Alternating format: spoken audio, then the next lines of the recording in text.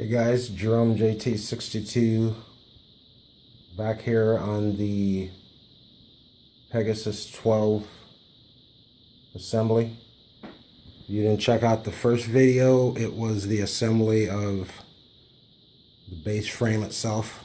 If you didn't see that video, please check that out. In this video, we're going to look at installing the heat bed tracks, stepper motor mounts, the Y-axis bed, and we'll probably get to mounting the stepper motors. We may get a little bit farther than that. We'll see how it works out. Stay tuned.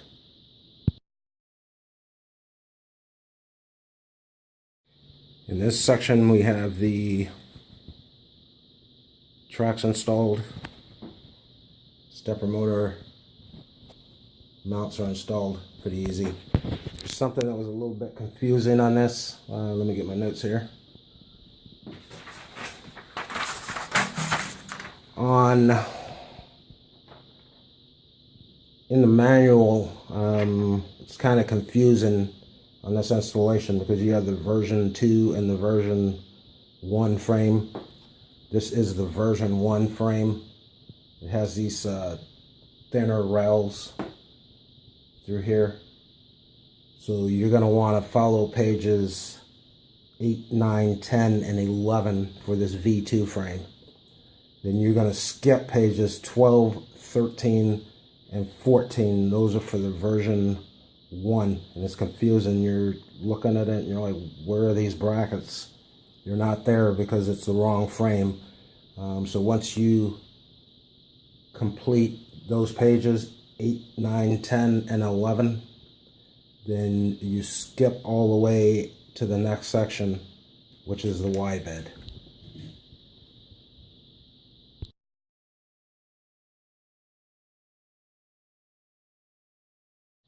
In this section we're going to cover the build plate adjustment of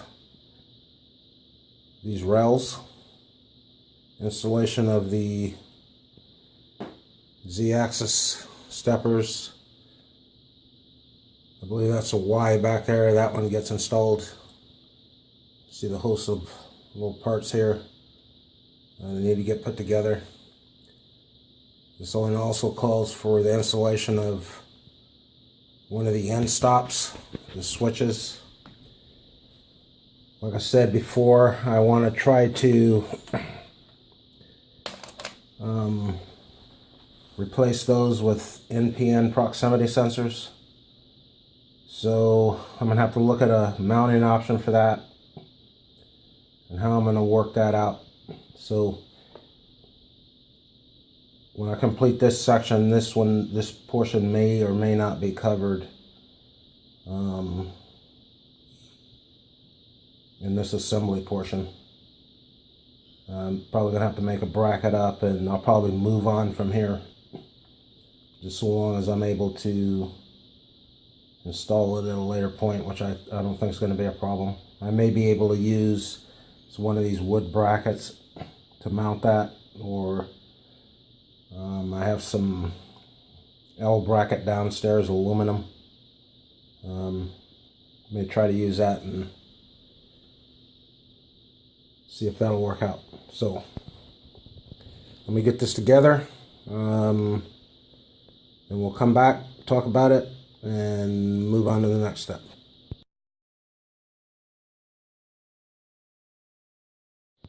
So finally finished up with the installation of the Z-axis steppers, the Y-axis stepper. They are measured out. This extrusion back here there's a measurement in there, and then a measurement from this front face of this extrusion to the front face of this stepper motor mount. Check the documentation. I'm not going to go over the numbers, but it's in there. the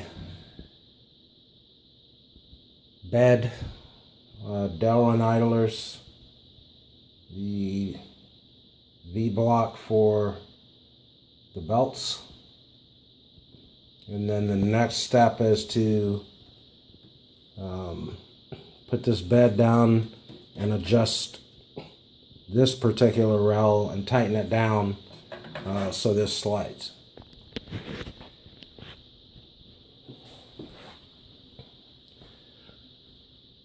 Sorry about that. I talked a little earlier about, or maybe I did or didn't, but these harnesses.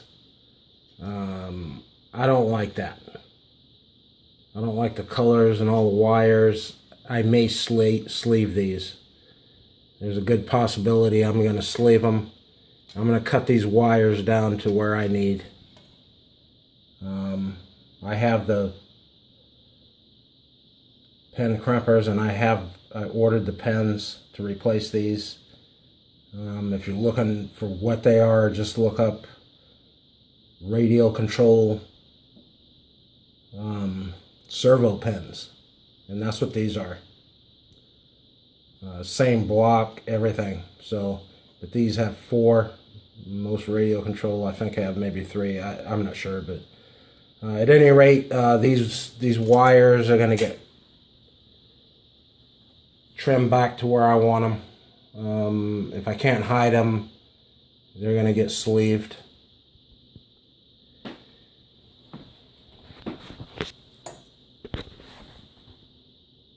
For the mounting of these motors here,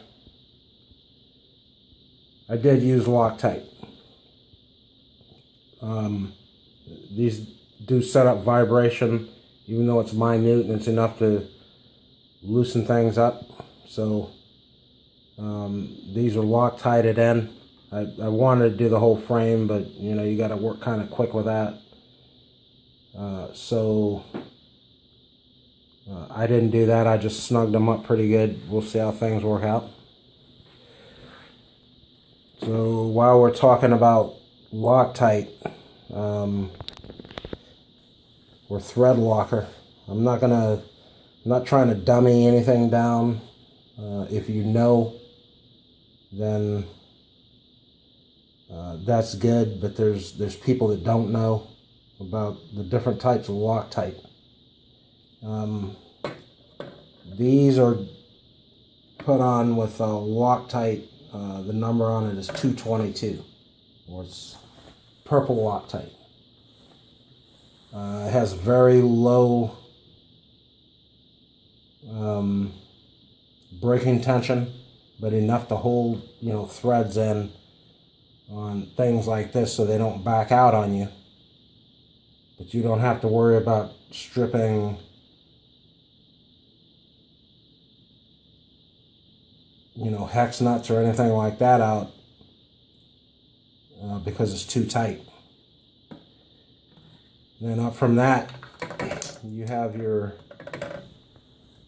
Loctite 242 blue. You see that in automotive everywhere. You can see the purple there. I recommend you use purple on a machine like this. Screws are so small. 5mm 4s, 3s. That's more than sufficient, especially on something like this. You can use 242, the blue, and you'll see that more often than not. It's pretty easily removable with tools for sure. But on smaller 5 and 3mm, I wouldn't use that. In most instances, we'll say that. Then we have our green 290. No, not on this anywhere. Green 290 is semi-permanent. It's very difficult to remove it.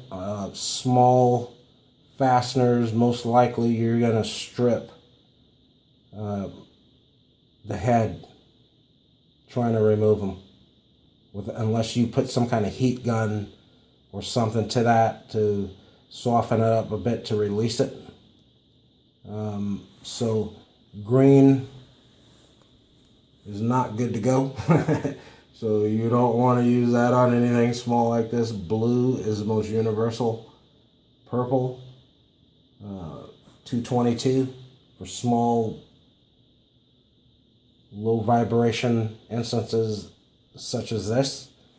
And then you have your red, 262. Never buy that. Never buy that unless you plan on putting something in permanent. Because in many instances, it may take a very high heat up to a torch to remove it. It's for engine studs and things of that nature, press fits that you don't want to ever come out. Like I said, you can remove them. You can remove head studs and things of that nature. But, you know, if you were to strip one or something like that, but you're probably going to have to put a torch on it to get it out. Maybe the engine heat and mileage loosen it up. So never red. The green, no. Blue, if that's all you can get. Very small amounts of it. You don't need to goop it on. All you need to do is just touch it to the thread. You'll see it wick around it. And incidentally, this green is wicking, which means you don't want to put it on the thread and then take your time and run it in. That means you run it half or almost all the way in to where you need it to be. And then you just put a drop and it wicks into the threads. Or you can tighten it all the way down, provided you can get, you know, at the back side of it, put a drop on there and it will wick into the threads. So this stuff sets very fast, the green 290. So remember, on something like this, you don't want to use it. You want to use something like 222, or you can use the blue 242. I'm not, again, I don't know what tools everybody has, but I highly suggest you go to like your hobby shop, your radio control hobby shops, especially if you're going to buy a machine like this and you're going to have to be removing fasteners, and, you know, get yourself a set of hardened carbon steel, tool steel Allen heads. These things are super nice. These are made by, they're called Dynamite.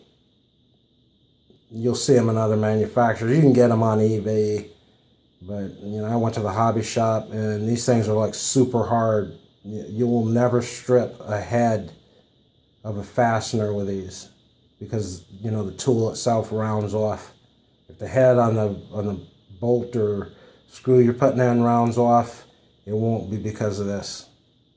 And these things actually have a flat on it so they don't roll away from you. You know, that's kind of a pain in the butt. But I suggest if you don't have, you know, some basic tools to assemble something like this, I wouldn't rely on what comes with the kit. I mean, it is sufficient if that's all you had, but if you have something where you've purchased and, you know, put the money into, you know, something like, you know, 3D machine kit, then I would be looking at starting to purchase tools, you know, minimum, you know, metric socket set, you know, Allen wrenches, and, you know, things you're going to need. So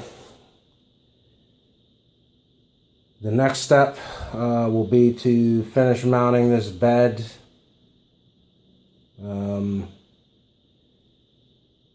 And then we'll move on from there.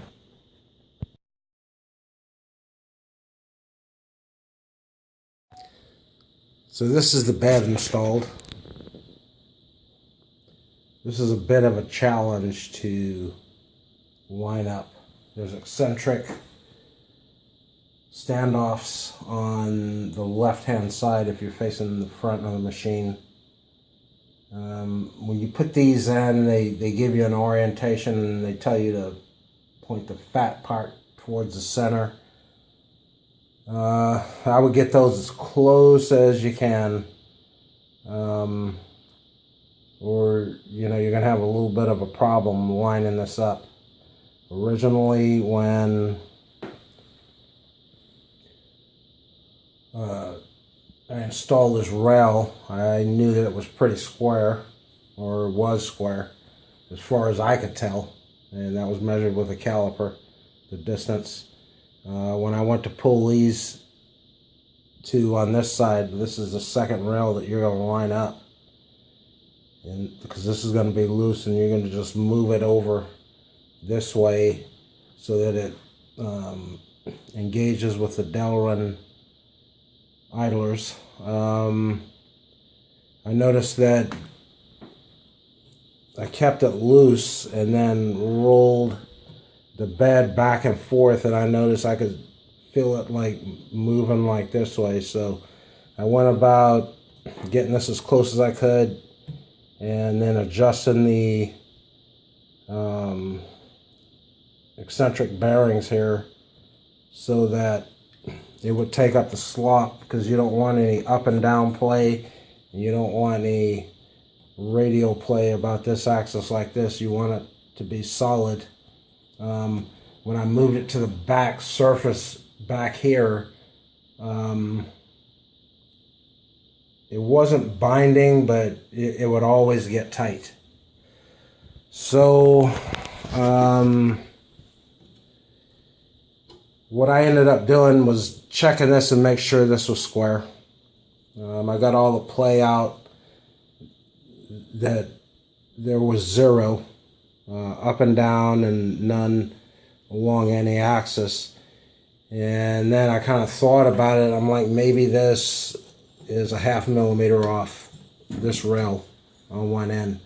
So I pushed the table back until I felt the bind, and then loosen that screw up and let this rail just pop out to where it needed to be, and it totally freed up this.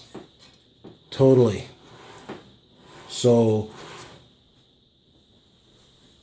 it's going to take some time to center this up. If you feel binding at any point and it doesn't move from front to back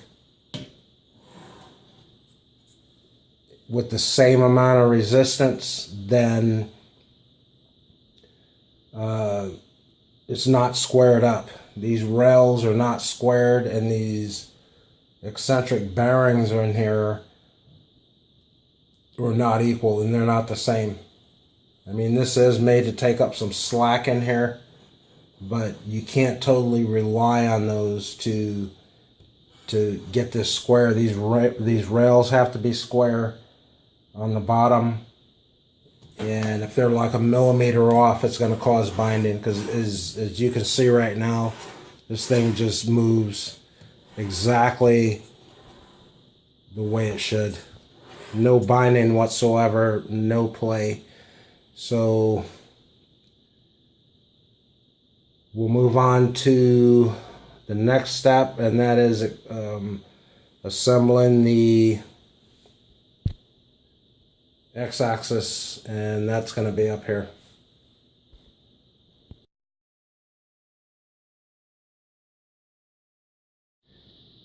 So during this video, I think we're going to close this out for this section here. We'll go ahead and work on the y-axis in part 3. To sum this up, we talked a little bit about tools. Again, not trying to insult anybody, so don't take it that way. I just have what I have. We talked about thread lockers. We talked about this, the alignment which is critical of this bed here, and installation of the Z-axis and also the Y-axis back here. I'm going to try to get back here. There is a few other improvements that I didn't really talk about that I plan on using, and I'll show you those in a sec. And that is, I am not a big fan of using all thread for any type of axis. So I purchased lead screws. So these are going to be installed, and not the all thread. I noticed one of them was like bent, and I'm not going to bother with that. So I think these are too long. Originally I ordered them. I said, let me get 23 inch. I'm basing it on the machine. I don't think I'm going to use them. And then I got some 500s coming with actual bearing supports that are going to be mounted on here. And we're going to go ahead and omit this all thread right here. So we'll continue this video on the next segment. The next axis is a little bit involved, a lot of Delrin idlers and mounts and things of that nature, so I don't think you guys want to sit through all that on this video, so we'll get to it on the next one. Thanks for watching.